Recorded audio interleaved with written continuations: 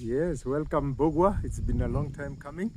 Karibu Fantastic. sana Modedeni, Machakos in Masii, and we thank God for your visit.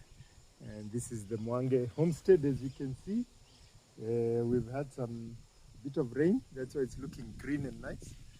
So we are just off to now doing a tour of the farm, and specifically the dragon fruit farming, which Mr. Bogwa here wants to engage in. Karibu sana Bwana Bogwa. Hey, now, ladies and gentlemen, you can see big things are happening here in Masii.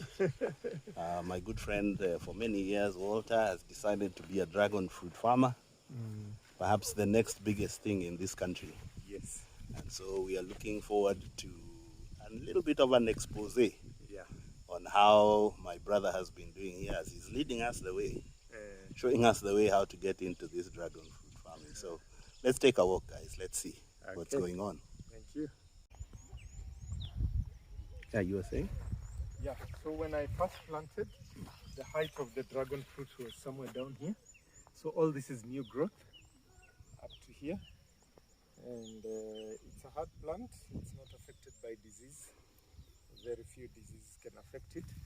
The structure of the tire is to give the dragon fruit support when it now starts to lie on this one. The fruiting will come all the way up to here. So all these branches are expected to come through. Ideally, one stem should have 5 healthy branches, and one branch like this can give you hopefully more than 5 fruits. So each pillar should be able to give you about 5 times 5 is 25. One pillar should give you about 50 fruits. So it's quite good. As you know, one fruit is retailing in Nairobi at about 1,500 a kilo. We sell as wholesale approximately 400 a piece, or on low season 600 shillings per kilo, and a kilo is 2 plants. So these pieces of thorns indicate a fruit or a flower. So most of this, maybe 50% of this, can be able to germinate into a flower and a fruit. So they say thorns have fruits. So there we go. You said about 200 plants? Yeah, about 200 plants here, about 125 posts. So ideally, most people do 4 stems per post. Here I have 4, but I've done about 2 to experiment. I may be able to add later on to make it 4 per post. So yeah, so that's how it goes. When you plant it from the ground, this is how it looks like. The parent plant gives birth to a shoot, and then this continues.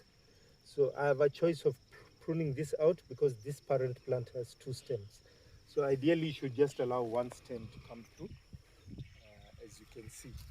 Just 1 stem to come through. When that 1 stem comes through, you do something called tipping. You cut it there so that it will now produce 5 more branches.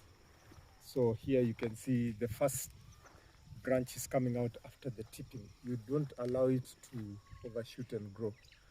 Here you can see this is a product of the plant being tipped over here, being cut, in other words. So that's how it goes. Once you tip it, it gives you more branches. Yes. What's the Yeah. So this one, I tipped it and it gave me how many? 1, 2, 3, 4, 5, 6. You know. So follow the process, tip it, let it produce more shoots, so that these are the ones that will give you more fruit. As I said, it's a hard plant. The stem is the leaf, and the leaf is the stem. So it survives very well with very little water. Ideally 1 liter per week, or when it is very hot, you can put 2 liters per week. And you see, you have put some mulch around to just help protect water evaporation. And when you water, try and water all round to the sides, so that the water you'll give to the stem does not dissipate that way. It is supported by the water on the side. So that's where it is. You'll notice that I've done some lighting. We have a visitor here. I don't know what he wants. We have lighting in Vietnam and China. They do extra lighting to help the flowering and the fruiting. So that instead of getting 2 seasons, harvest seasons per year, you can generally harvest at any time of the year. So that's why I put some lighting. These low energy bulbs. It helps in that process. So this is the dragon fruit farming. We are not many farmers in Kenya. We are hoping to encourage more. We are hoping to encourage more farmers. Yeah. We have one stem that's produced an early fruit. It starts with a beautiful yellow flower which dries out. Then this I'll cut in due season. I'll pluck it out. And then this flower will become big, about half a kilo. And then it will be bright and nice and deep red. So that's the dragon fruit. How long does that take? So from flowering to fruiting is 52 days. And you harvest on the 52nd day.